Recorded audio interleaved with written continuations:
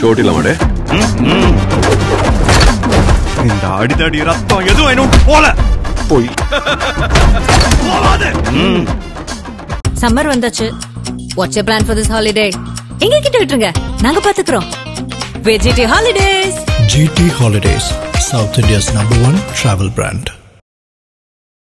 ஆதன் தமிழர்களுக்கு வணக்கம். பல்வேறு துறைகளில் ஆக சிறந்த ஆளுமைகளை சந்தித்து நாம் நேர்காணல் எடுத்து வருகிறோம். அந்த வகையில் மீண்டும் நம்மோடு இணைந்திருக்கிறார் பாரதிய ஜனதா கட்சியின் திருமிகு சபிதா போஜன் அவர்கள். அவரிடம் கேட்பதற்கு நிறைய இருக்கின்ற வாரங்களோடமே கேட்போம். வணக்கம் சபிதா மேடம். வணக்கம். எப்படி இருக்கீங்க? நல்லா இருக்கேன். நல்லது மேடம். நிறைய விஷயங்கள் பேச வேண்டியிருக்கு. அரசியல் ரீதியான அதிரடி கேள்விகளுக்கு பிற்பகுதியில் வரேன். அண்ணாமலை இடத்தில் நயனார் நாகேந்திரன் புதிய தலைவர், எப்படி போயிட்டு இருக்கு பயணம்? அண்ணாமலை இடத்தில் நயனார் நாகேந்திரன் அப்படின்னு நீங்க சொல்றதை விட பாரதிய ஜனதா கட்சியினுடைய தலைவர் இடத்தில் நயனார் நாகேந்திரன் அப்படின்னு நீங்க சொல்லலாம். சரி. அண்ணாமலை இருக்கும் பொழுதுமே பாரதிய ஜனதா கட்சியினுடைய தலைவர் இடத்தில் அண்ணாமலை இருந்தார். இல்ல, நீங்க அப்படி பிரிச்சு பாக்கல. அண்ணாமலை வேற, பிஜேபி வேறையா கூட நாங்கெல்லாம் அப்படிதான் எல்லா தலைவர்களும் வேற, பிஜேபி வேற இல்ல. இதற்கு முன்பு இருந்த அத்தனை மாநில தலைவர்களும் பிஜேபியும் வேறு வேறு அல்ல. எல்லாருமே மாநில தலைவர்கள் தான். பிஜேபியினுடைய தலைவராக தமிழிசை சவுந்தரராஜன் அவர்கள் இருந்தார், எல் முருகன் அவர்கள் இருந்தார், அண்ணாமலை அவர்கள் இருந்தார், இப்பொழுது நயனார் நாகேந்திரன் அவர்கள் இருக்கிறார். இதன் பிறகு வேறு யாரேனும் இருப்பார்கள். இப்படித்தான் பாரதிய ஜனதா கட்சி தமிழகத்தினுடைய தலைவராக யார் இருக்கிறார்கள் என்பதுதான்.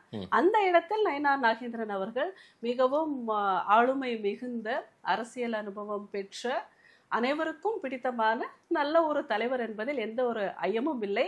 அண்ணாமலையை பார்த்த கண்களுக்கு நயனார் நாகேந்திரன் அவர்களுமே ஒரு குளுமையான தென்றலாக எப்பொழுதுமே இருப்பார் என்பதிலே புயலை பார்த்த கண்களுக்கு தென்றலும் கூட குளுமை தரும் என்பதில் ஐயமில்லை. அவர் புயல், இவர் தென்றலா? நிச்சயமாக. அவர் அண்ணாமலை வருடி கொடுப்பார் போல தெரியுது. அப்படி இல்லை. அதாவது காற்று ஒவ்வொரு சீசன்லயும் மாறும். தென்றல் காற்று வீசும், புயல் காற்று வீசும், வாடை காற்று வீசும். அந்த மாதிரி எப்படி ஒரு சீசன் மாறுதோ அதே மாதிரி இப்போ ஒவ்வொரு காலகட்டத்திலையுமே ஒவ்வொருத்தரும் அந்தந்த ஒரு சீசன் மாதிரி தான். இதான் இப்போ அவருடைய தருணமாகத்தான் எடுத்துக்கொள்ள வேண்டுமே தவிர, அந்த காட்சியில எப்பொழுதுமே அந்த காற்று என்பது உயிருக்கு உத்தமமானது என்பது போல தலைவர்கள் என்பவர்கள் எப்பொழுதுமே கட்சிக்கு உத்தமமானவர்கள். அவர்களுடைய ஸ்டைல் தான் வேறையா இருக்குமே தவிர கோல் எல்லாம் ஒண்ணுதான். அவங்களோட பாணி தான் கொஞ்சம் வித்தியாசமா இருக்கும். ஆனா அவர்களுடைய குறிக்கோள் என்றுமே மாறுவதில்லை. அவர்களுடைய அனுபவமோ, அறிவோ, அவர்களுடைய எதிர்பார்ப்போ, அவர்களுடைய செயல்பாடுகளோ எப்பொழுதுமே பாரதிய ஜனதா கட்சியை பொறுத்தவரை அந்த ஐடியாலஜியை பின்பற்ற எந்த தலைவர்களாலுமே மாற்றி சிந்திக்க முடியாது. பாணி ஒவ்வொருவருக்கொருவர் மாறுபட்டு தான் இருக்கும். உங்களுக்கு ஒரு பாணி, எனக்கு ஒரு பாணி, அவருக்கு ஒரு பாணி, அது போலதான். இல்ல, அண்ணாமலை ஒரு அதிரடி ஆட்டக்காரரா நீங்க பாத்தீங்க. ஆமா. இவரை எப்படி பார்க்க போறீங்க நீங்க, திரு நயனார் நாகேந்திரன் அவர்களை? எல்லா விளையாட்டுகளுமே ஜெயிப்பதற்கு அதிரடியாக விளையாடணும் அப்படின்னு ஒண்ணு கிடையாது. ஜெயிப்பதுதான் நமது குறிக்கோள். அண்ணாமலை அதிரடியாக ஆடி ஜெயிக்க வேண்டும் என்று நினைத்தார்.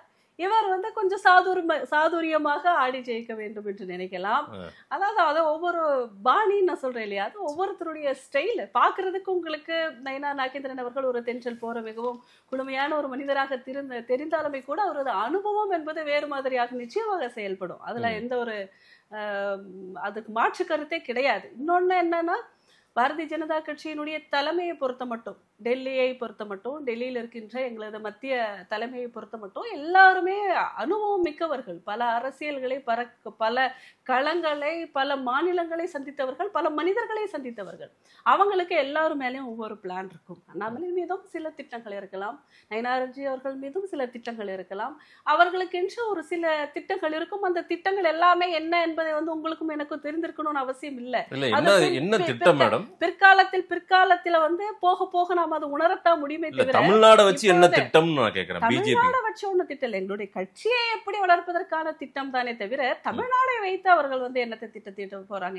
எங்களுடைய கட்சி தமிழ்நாட்டுல எப்படி வளரணும், எப்படி வரணுங்கிற திட்டத்திலோட ஒவ்வொரு காலகட்டத்திலையும் அது மாறுபடும். அதற்கு தகுந்த போல் மனிதர்கள் வருவார்கள் என்பதுல எந்த ஒரு சந்தேகமும் இல்லை. இதுல எல்லாருக்குமே சந்தோஷம். எங்களுடைய அன்பு தம்பி அண்ணாமலை அவர்களுக்கும் சந்தோஷம். இப்பொழுது வந்திருக்கின்ற எங்களுடைய புதிய தலைவர் அவர்களுக்கும் சந்தோஷம். இதுல எந்த ஒரு மாற்று கருத்து எந்த தொண்டர்களுக்குமே நிச்சயமா கிடையாது. சிஎம் ஒரு நல்லாட்சியை கொடுத்துட்டு இருக்கிறதா சொல்றாரு. மேலே பாம்பு, கீழே நரிகள், குதித்தால் அகலி, ஓடினால் தடுப்பு சுவர், இப்படி எல்லா இடத்துலயும் பிரச்சனை. ஆனாலும் ஒரு நல்ல ஆட்சியை ஒரு எல்லா தடைகளையும் தாண்டி ஒரு சாதனை படைக்கும் ஒரு ஆட்சியை திமுக அரசு கொடுத்துட்டு இருக்கிறதா அதற்கு எங்கள் அரசிலிருந்து ஒரு எதிர்வினை கருத்து நாங்க பதிவு பண்ணியிருந்தோம், அதையும் நீங்க படிக்கலாமே. நீங்க சொல்லுங்க. அதாவது தன்னை பெருமைப்படுத்தி சொல்லிக் கொள்வதில்லை, தன்னுடைய ஆட்சியை பற்றி தானே புல்லரித்துக் கொள்வதில்லை, கண்களை கட்டிக்கொண்டு உலகமே இருள் என்று நினைத்துக் கொள்வதில்லை. ஸ்டாலின் அவர்களுக்கு நிகர் ஸ்டாலின் தான். என்னன்னா ஒரு கற்பனை உலகத்தில அன்று முதல் இன்று வரை எப்பொழுதுமே வாழ்ந்து கொண்டிருக்கிறார்கள். அவரது தந்தையார் ஆகப்பட்டவர் சினிமா உலகிற்கு கற்பனையிலே வசனம் எழுதி கொடுத்தார். அதை சினிமால அரங்கேறிச்சு. ஸ்டாலின் அவர்கள் அத்தனை வசனங்களையுமே சட்டமன்றத்தில் அரங்கேற்றி கொண்டிருக்கிறாரே தவிர அவர் வாழ்வது கற்பனை உலகத்தில் தான். அனுபவிக்கின்ற மக்கள் பார்த்து கொண்டு இருக்கிறோம். அதாவது பிரச்சனை என்ன பிரச்சனை அவருக்கு இருக்கு நீங்க நினைக்கிறீங்க? இதற்கான சரியான ஒரு பதிலடியை எங்களது துணைத் தலைவர் நாராயண் திருப்பதி அவர்கள் கொடுத்தார். என்னன்னா எல்லாமே ஊழல், செய்யறதெல்லாம் ஊழல், இப்ப சொல்லுவதெல்லாம் பொய், இருக்கிறதெல்லாமே பித்தலாட்டம், அதுதான் தடுப்பு சுவராக இருக்கிறதே தவிர, இவர்கள் சொல்லுகின்ற சுவராக இருக்கிறதே தவிர வேற ஒண்ணுமே இவர் சொல்ற மாதிரி மேல கீழே எதுவுமே கிடையாது. இதெல்லாமே அந்த ஒரு சம்பந்தமே இல்லாம ஒரு சட்டசபையை இவங்க என்னமோ ஏதோ ஒரு சினிமால ஹீரோவா தன்னைத்தானே நினைச்சுக்கிட்டு வசனங்களை பேசிக்கிட்டு இருக்கிறாரே தவிர அங்க இருக்கக்கூடிய மக்களுடைய பிரச்சனை என்ன, அதற்கு இவர் என்ன செய்தார், என்ன செய்ய வேண்டும், என்ன எதிர்பார்ப்பு இருக்கின்றது, என்ன செய்ய முடிந்ததுங்கிறத டெக்னிக்கலா லாஜிக்கலா ஒரு ஆன்சர் இருக்கு. என்னுடைய நினைவு இந்த முறை அதிக நாள் சட்டசபை நான் சொல்லிடுறேன் மேடம். அவங்க புகழ்பாடும் மன்றமா கூட நடத்திட்டு அவரால சரியான ஆக சிறந்த சரியான ஒரு டெக்னிக்கலா அவரால் ஏதாவது சொல்ல முடியுதா? சரி, உங்களால எதிர்த்து உங்களால எதிர்த்து கூட களமாட முடியவில்லை, அங்க பேசல, ஒண்ணுமே பேசல. நீங்க இங்க அவரு பெருமையா பேசிட்டு இருக்காரு, வசனம் பேசிட்டு இருக்காருன்னு இங்க சொல்றீங்க. பார்லிமெண்ட்ல உங்களை பார்லிமெண்டே நடத்த விடுறதில்ல. ஆமாவா? உங்களுக்கு சொன்னா புரியும்னா உங்களுக்கு நான் சொல்றதுல ஒரு லாஜிக் இருக்கு. உங்களுக்கு சொன்னா புரியாதுன்னா எவ்வளவு தடவை சொல்ல முடியும் நீங்க சொல்றீங்க? தலைவர்தான் இருக்க முடியும். நான் என்ன கேக்குறேன், வித்தியாசத்தை சொல்றேன். நீங்க முதலமைச்சர் ஆயிட்டீங்க, நீங்க செய்யறதெல்லாம் இருக்கிறதெல்லாம் கற்பனை, செய்யறதெல்லாம் ஊழல், நடக்கிறதெல்லாம் உங்க கையை மீறி நடக்குது, இது எல்லாமே ஒரு டிராமா சட்டமன்றமா போயிட்டு இருக்கு, எல்லாமே தெரியுது. முறியடிங்க. எதிர்க்கட்சிகள் என்ன பண்றீங்க? ஒரு முறை சொல்ல தலைவர் தானே இப்ப நயினார் நாகேந்திரன் தான் நாங்க சட்டக்குழு தலைவர், சட்டமன்ற பேரவை குழு தலைவர். நம்மளுடைய சட்ட திட்டங்களுக்கு உட்பட்டு இவங்க சொல்ற மாதிரி சட்டத்தை மீறி ஆளுநர் கிட்ட எல்லாம் பேசுற மாதிரி, அநாகரிகமா நடந்துகிட்ட மாதிரி, மத்திய அரசுடைய திட்டங்களை அப்படியே முடக்கி வச்ச மாதிரி, அந்த மத்திய அரசு தான் எந்த திட்டங்களையும் கொண்டு வந்து சேர்க்கல, காசு கொடுக்கல, அதை பண்ணல, இது பண்ணலன்னு ஒரு பிம்பத்தை உருவாக்குற மாதிரி, எந்த ப்ராஜெக்ட்டுமே நடக்காத மாதிரி, இந்த மாதிரி எல்லாம் பொய் சொல்லி இந்த மாதிரி எல்லாம் பண்ணிட்டு இருக்காங்க. பொய் சொன்னா மக்கள் முழுசா நம்ப மாட்டாங்க. அந்த மாதிரி எல்லா கட்சிக்காரங்களும் இருக்கணும்னு அவசியம் இல்லைங்க. இவங்கள டார்கெட் பண்ணணும், இவங்கள பாணியில தான் பண்ணணும். இவங்க பாணியில வருவதற்கு நாங்க யாருமே ரெடியா இல்ல. அததான் கேக்குறோம். நாம சட்ட திட்டங்களுக்கு உட்பட்டு தான் கேள்வி கேட்றேன். அப்பதான் உங்களுக்கு தெளிவு இருக்கும். ஒரு பார்லிமெண்ட் நடக்கிற விதமும் சட்டமன்ற கேள்விக்கு பதில் சொல்றேன். இல்ல நான் சொன்னா உங்களுக்கு புரியும் மேடம், ப்ளீஸ் மேடம். குறை சொல்லும் பொழுது அவங்க அதை திருத்திக்கிறவங்களா இருந்தாதான் அந்த குறைகளை தொடர்ந்து சட்டமன்றத்துல முதலமைச்சரா தேர்ந்தெடுத்து ஆளுநருடைய உரையே கேட்பதற்கு ஒரு திராணியற்றான்னு சொல்லுவதை விட கேட்பதற்கு தயாராக இல்லாத ஒரு அரசு.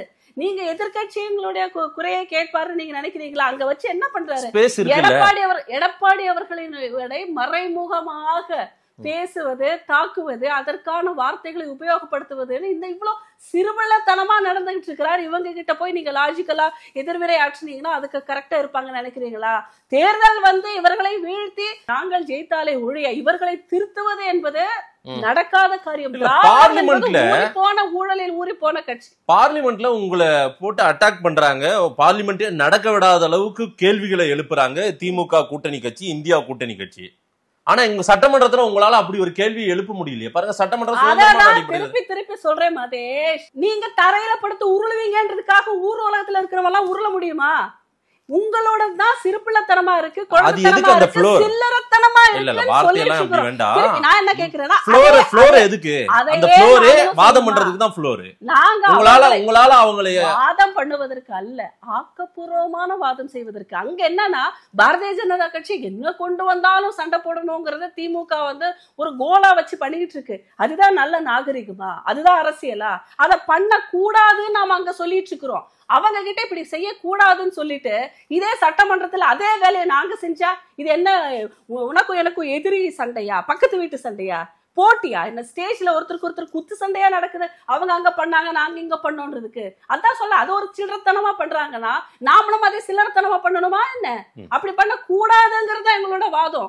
பாராளுமன்றத்தை பாராளுமன்றமாக அணுகணும், நல்ல திட்டங்கள் வரும்போது ஒத்துழைக்கணும், சில திட்டங்களுக்கு கருத்துகள் இருந்தா நல்லபடியா எடுத்து சொல்லணும், அதுல இருக்கக்கூடிய புரிதல்கள் என்ன அப்படிங்கறத ஒருத்தருக்கு ஒருத்தர் மியூச்சுவல் அண்டர்ஸ்டாண்ட் பண்ணணும், விளக்கணும், சரியாக ஒவ்வொன்றுமே அரங்கேற வேணும். அதுதான் ஒரு நல்ல கட்சி, நல்ல எதிர்கட்சிக்கு சரியான ஒரு வழி. அதை விட்டுட்டு இதுக்கு எடுத்தாலும் எதிர்வேன்னு அங்க புரியுறாங்க. அதை இங்க நம்ம பண்ண முடியாது. இங்க லாஜிக்கலா வேணுங்கிறத சொன்னாலே ஒத்துக்கிறது இல்ல. 200 இல்ல 234 ஜெயிப்போன்றாரு ஐயா ஸ்டாலின் அவர்கள். அது எந்த படையும் என்ன வச்சுக்கிட்டு வரட்டும், யாரு கூடனாலும் கூட்டணி வச்சிருக்கோம், ஒரு கை பாத்துருவோம். அவர்களுக்கு என்னன்னா இந்த 4 வருடத்துல வேணுங்கிற அளவுக்கு சம்பாரிச்சாச்சு ஊழல்ல. இப்ப என்னன்னா மூட்டை மூட்டையா எல்லாமே காசு இருக்கும் பொழுது மக்கள் என்ன ஓட்டுக்கு காசு கொடுத்தா ஓட்டு போட்டுருவாங்க. அவங்களோட ஒரே லாஜிக் அதுதான், பைசா கொடுத்தா ஓட்டு போட்டுருவாங்க. என்ன செஞ்சாலும் என்ன செய்யலனாலும் இங்க இருக்கக்கூடிய மக்களுக்கு எப்படியாவது காசை கொடுத்து ஓட்டை வாங்கிடலாங்கிறது அவங்களோட லாஜிக். ஆனா இல்ல நான் சொல்றேன், திராவிட முன்னேற்ற கழகத்தினுடைய அரசியல் அவர் இதுவரை நடந்தது அப்படித்தான். இப்பவும் கூட ஒரு கூட்டத்திற்கு பிரியாணியும் குவார்டர் பாட்டிலையும் கொடுத்து கூட்டம் சேர்க்கிற ஒரு கூட்டமா தான் இன்னும் அவங்களுடைய கூட்டம் இருந்து கொண்டு இருக்கிறது. ஆனா இந்த தடவை மக்களுக்கு விழிப்புணர்வு நிச்சயமாக வந்திருக்கிறது. வெறும் காசை வாங்கிட்டு ஓட்ட போடுற கூட்டமா மக்கள் அவங்க நினைச்ச மாதிரி இருக்க மாட்டாங்க. இந்த தடவை நிச்சயமாக ஒரு விழிப்புணர்வு வந்திருக்கிறது. மக்களுடைய மனநிலை மாறி இருக்கிறது. இவர் எத்தனை மூட்டை பைசா வச்சு மக்களை உங்க பக்கம் திசை திருப்பணும்னு நினைச்சாலுமே கூட இந்த தடவை 2026 அது நடக்காத காரியம். பார்க்கலாம் மேடம், நிறைய விஷயங்கள் நீங்க பேசியிருக்கீங்க. மக்கள் என்ன சொல்றாங்க பார்க்கலாம். நேரில் நேரம் கொடுத்து பேசியமைக்கு நன்றி.